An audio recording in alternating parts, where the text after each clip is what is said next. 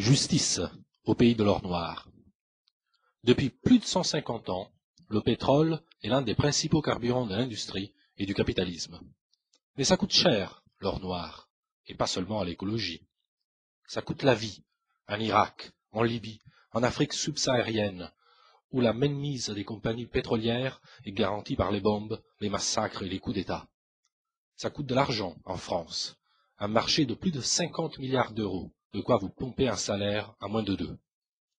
Un plein de 40 litres à 1,60 € le litre coûte en ce moment 64 €. Sur ces 64 €, 1,30 € tout au plus servent à payer l'extraction. Le transport, c'est 60 centimes.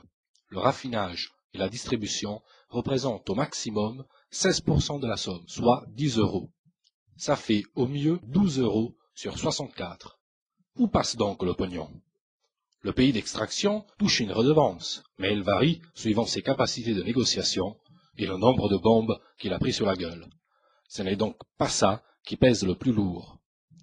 Le gros de la pompe Afrique revient à l'État français, qui prend environ 38 €, soit 60% du plein d'essence. Or, la ponction de l'État et les coûts du pétrole sont restés quasi stables en pourcentage depuis le début de la nouvelle flambée. Ce sont donc bien les marchands qui font augmenter les prix. Comment font-ils?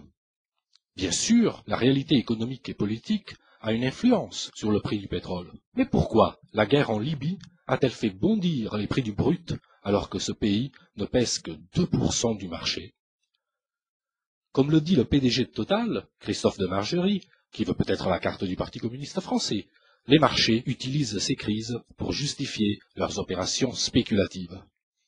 Il faut savoir que chaque jour s'échange sur le marché 4 fois plus de pétrole que celui réellement produit ou consommé. Les marchands, en somme, vendent un pétrole qu'ils n'ont pas à des gens qui ne l'achètent pas. Et c'est le travailleur obligé de prendre la voiture qui paie l'addition.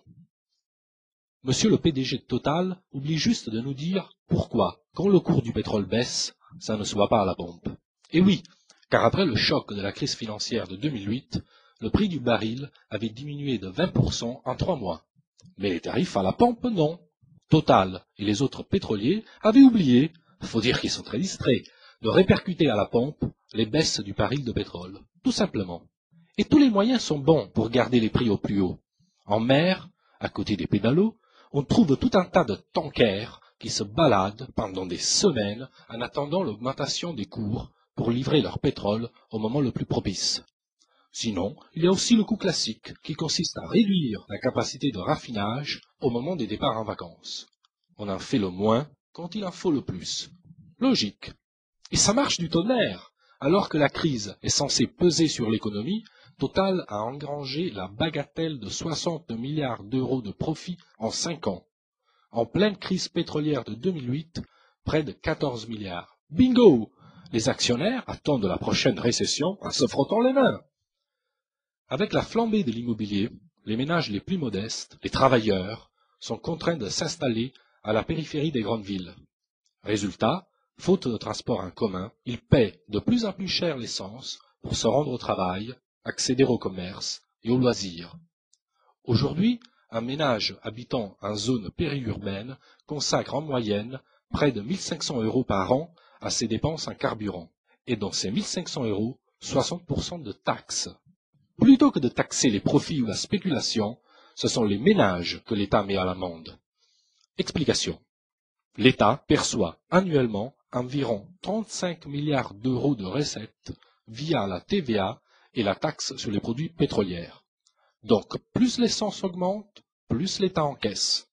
Et comme en même temps, l'UMP garantit les niches fiscales, maintient le bouclier fiscal jusqu'en 2012, allège l'ISF, avec les taxes sur les carburants, ce sont les cadeaux fiscaux aux plus riches qui sont financés et pas les services publics.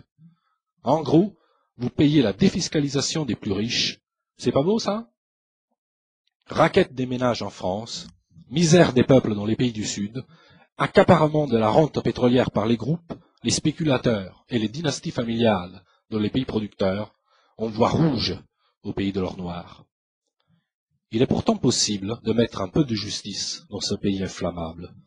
Il faudrait déjà fixer des limites instaurer un prix maximum à la pompe, révisé périodiquement, histoire de freiner les vautours.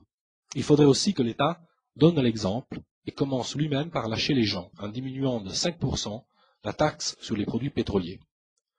Une fois calmée la douleur, il faudra s'attaquer à la racine du mal, en adoptant un plan d'urgence ambitieux pour développer les transports publics. Évidemment, tout cela a un coût, mais à 64 € le plein d'essence, ce n'est pas le pognon qui manque. Les bénéfices du trading spéculatif sur le pétrole sont de plus en plus juteux. Les compagnies pétrolières s'engraissent sur la manne. La justice et le cholestérol commandent de les mettre à contribution. On sait tous que l'impératif écologique nous impose de changer de mode de développement et de réduire notre dépendance aux énergies non renouvelables. On voit bien que la logique marchande et spéculative nous envoie droit dans le mur. Alors, donnons l'exemple par ces mesures de justice. Proposons à nos partenaires de nous suivre en organisant une conférence mondiale sur l'énergie, bien commun de l'humanité.